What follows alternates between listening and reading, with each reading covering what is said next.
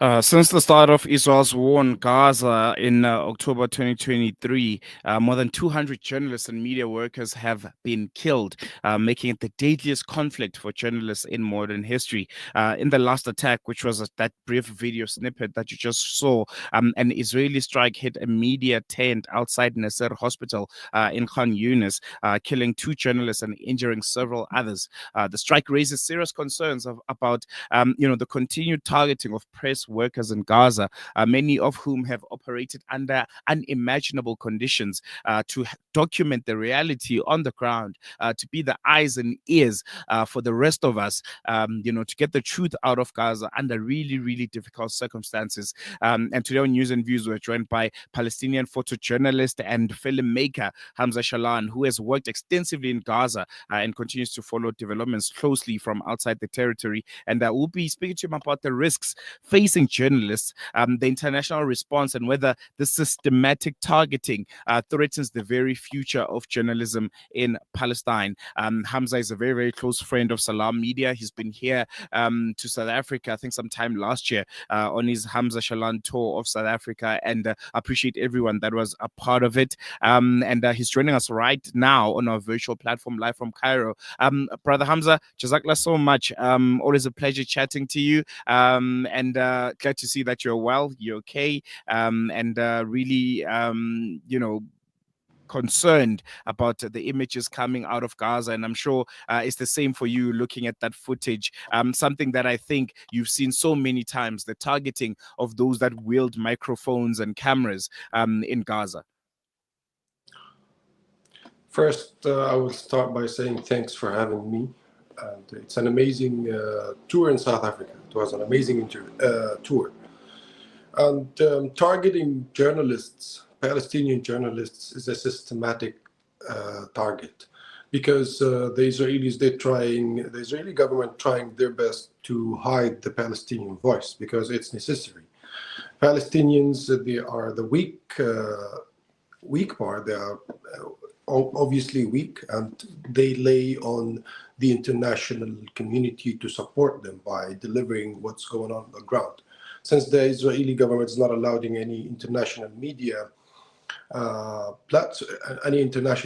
to enter Gaza Strip and cover Gaza. So it's necessary for them, it's necessary to deliver what's going on in daily basis. Like daily life in Gaza is horrific, where people face displacement and face hunger and the death. And there's a lot of horrific, inhumane pictures coming out of Gaza. So they want to hide the truth from Gaza.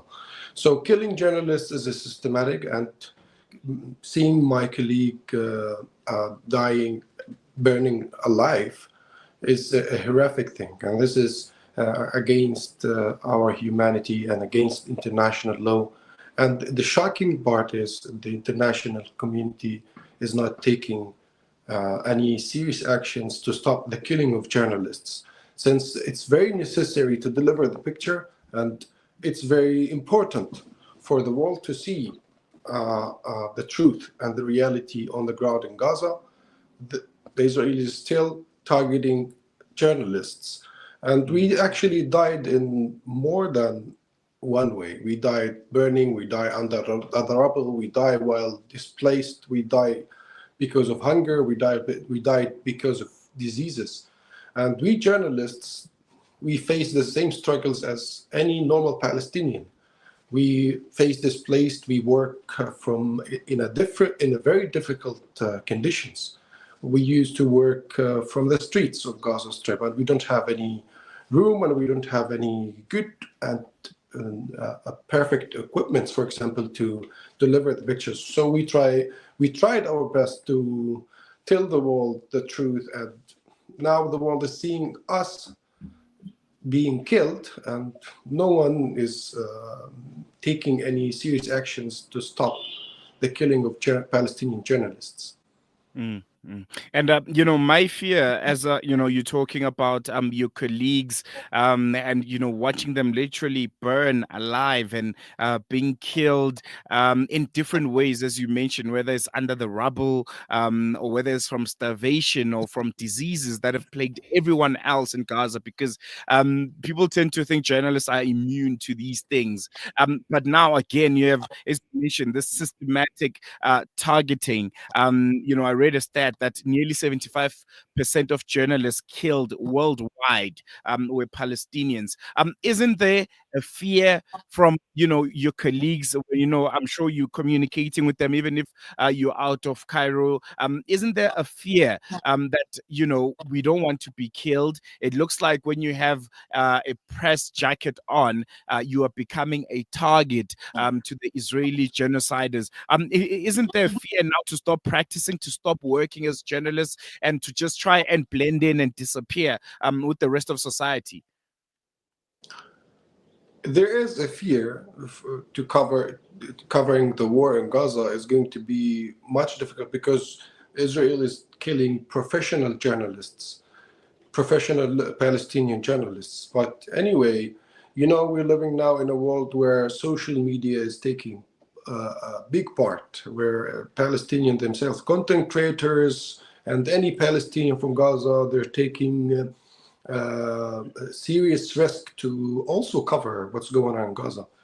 There's many videos we see from normal, regular people, normal Gazans, covering a target in a random street, for example, and they post it, and then there's no a serious fear to see that. But and I think targeting journalists by Israel is part of a plan to uh, flee the Palestinian from Gaza, and this is my perspective, because step by step they're trying to hide the picture and make it very difficult for us to show the world what's currently going on in Gaza, because they're following a plan. This is what we call a systematic attack.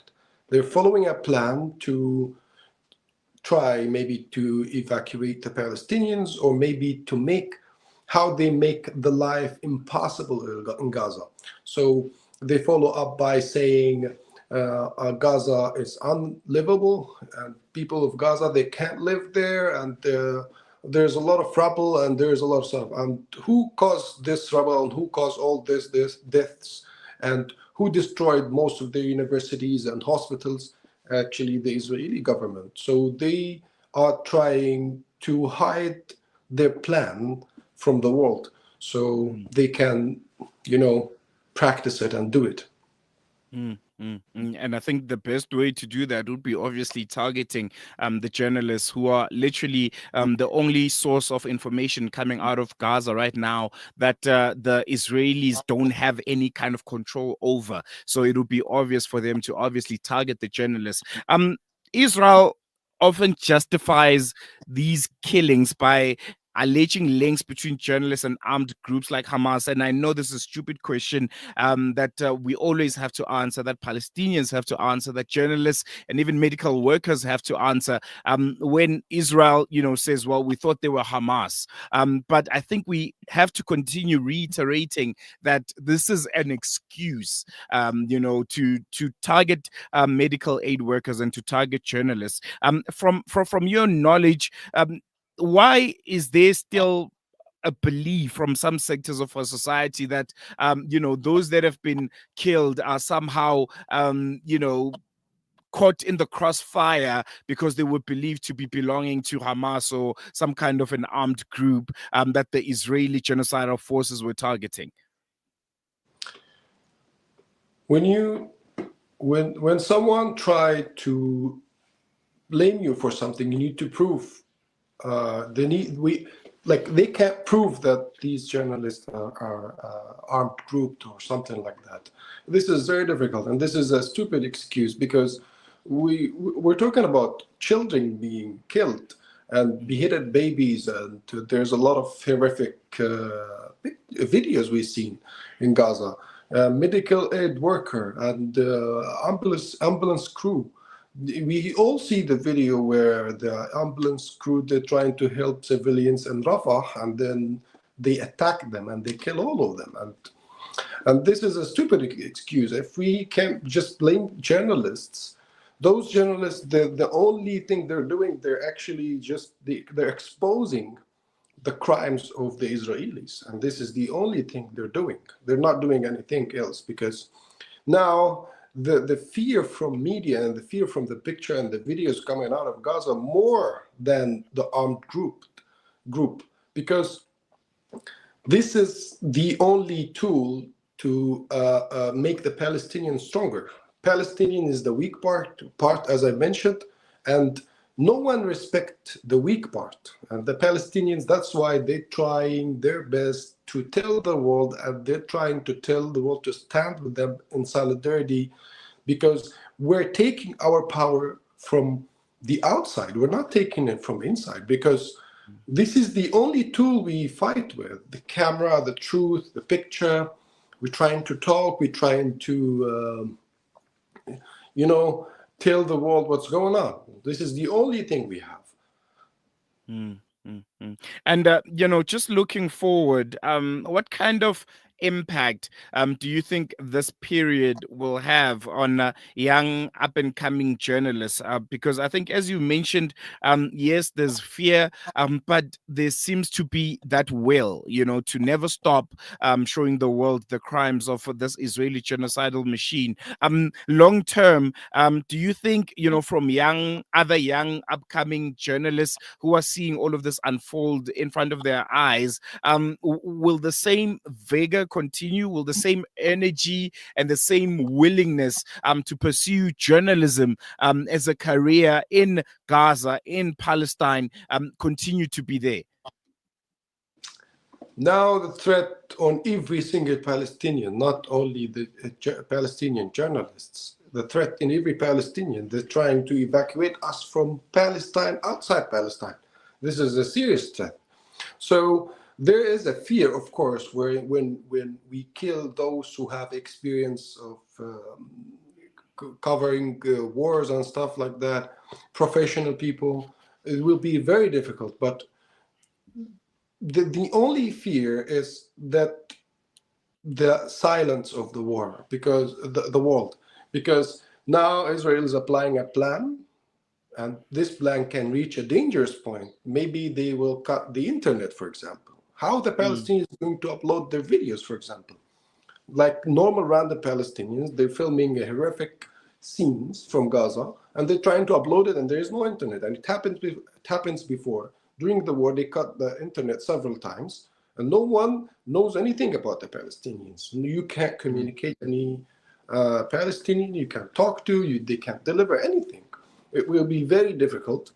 And this is, I think, this is part of the plan. This is a dangerous plan, and the most dangerous part is the silence. That there's no serious actions is taking place from the international community to stop the killing and to stop the starvation and stop a lot of war crimes is happening in Gaza. They kill international aid workers.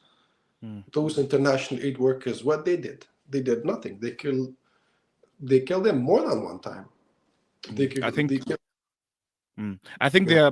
their biggest crime is obviously trying to help and assist the Palestinians. That's why they're also being killed. But just in closing, Hamza, as a Palestinian who's currently exiled in Cairo, I think, end of last year, beginning of this year, there was almost a positive outlook on the direction of the siege, of this genocide, where we thought, okay, there are, peace talks happening, there are negotiations happening. But it seems, in the turn of 2025, everything just took a U-turn and it just became worse. The introduction of Donald Trump, also didn't help in the cause of the people of Palestine. Benjamin Netanyahu has found a new best friend who's helping him commit these horrendous crimes against humanity. What's the feeling like from you personally? Just looking from the outside, looking at things getting worse and worse and worse.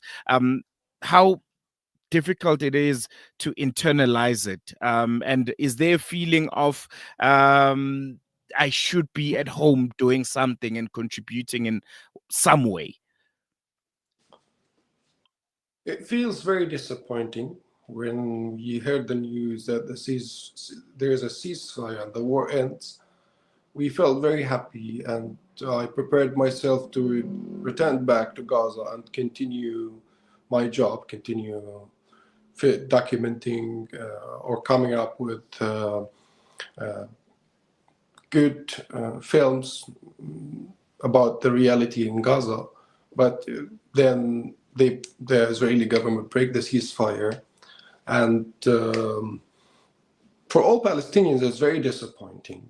It's very, very disappointing, and this is just reflect the danger of what's going on in the world. It's very dangerous on us Palestinians in the first place. Secondly, in the whole world, because this is a war on humanity. I always say it. This is a war on humanity. This is not a war on Gaza only. It's a war on our humanity, and the world is not taking serious action now, but maybe what's going on in Gaza will happen somewhere else. This is serious, because when we see kids dying and when we see doctors, journalists, like it's normal, nothing is happening. This is serious danger. This is serious danger where the world is not actually waking up. They have to wake up, because this might happen somewhere else in the world. No, definitely. I think we're going to leave it on that note, Brother Hamza. Thank you so much for chatting to us. It was great seeing you again. And hopefully you'll visit us again here in South Africa. Of course. Thank you very much.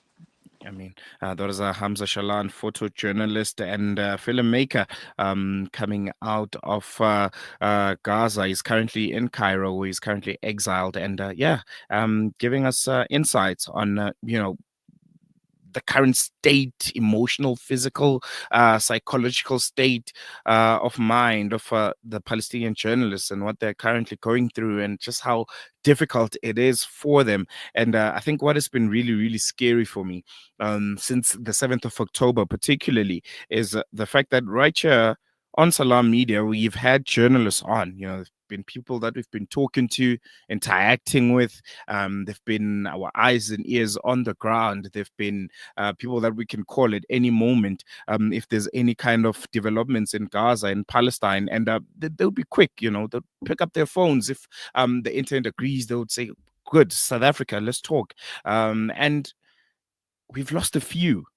Okay? There's few contacts that we've had, and you try to call and you try to send those WhatsApp messages, you try to send a voice note, and it's just one tick. You try to call, it goes directly to voicemail, and you have that sinking feeling before you even hear of the news that, well, unfortunately, this person that you've worked with has unfortunately been killed by whether it's a bomb airstrike, or they're under the rubble, or they were shot.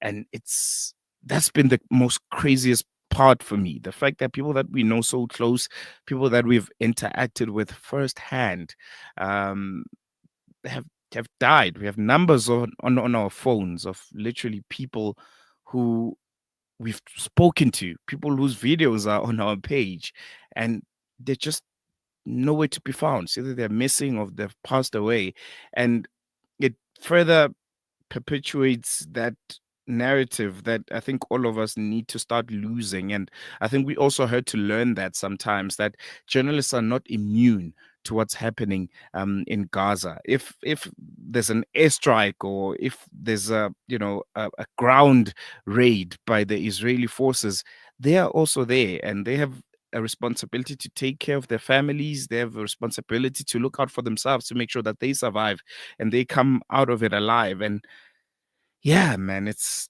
a sinking feeling when people that you speak to, you send pictures of, some have families, they'll send pictures of their families and say, well, we were able to get out of Khan Yunis, we are now in Rafah, or we are back in Gaza, or vice versa, and you're getting this real-time updates, and you send a message one day and it's just silence.